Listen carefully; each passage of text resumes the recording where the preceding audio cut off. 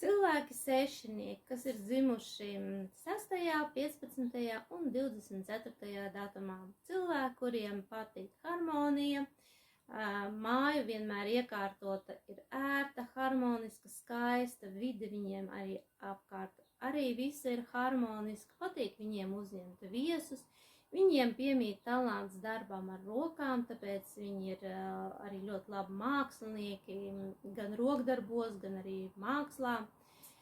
Un tie ir cilvēki, kas tiecas sevi tieši šādā mākslā sevi realizēt. Viņiem ir ļoti svarīgi, lai būtu ģimene un labas partneru attiecības. Un mīnusā viņi dzīvo tad, kad viņi neprot noturēt šo ģimeni un izveidot šīs labās attiecības.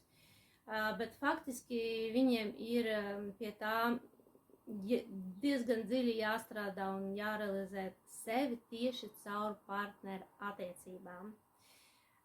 Mīnusā viņi ir vientuļnieki, viņi nespēja atrast kopīgu valodu, viņi ir sapņotāji, dzīvo ar tādām kā rozā brillēm, nespēja realitātē gūt to, ko viņi ir izsapņojuši, un viņi ir diezgan viegli ievainojami, bieži apvainojās, arī aizdomīgi, un viņiem ir grūtības pieņemt, teiksim, ka ir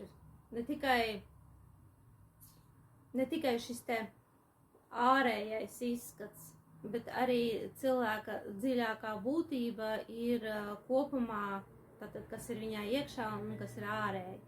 Bet mīnusā viņiem ir svarīgi tikai šis te ārējais izskats, un tāpēc viņi tiecas salīdzināt sevi ar citiem, un viņiem ir diezgan augstas prasības pret to, kā viņiem ir jāizskatās, tā kā pēc kaut kādām modelēm, un tāpēc viņi tiecas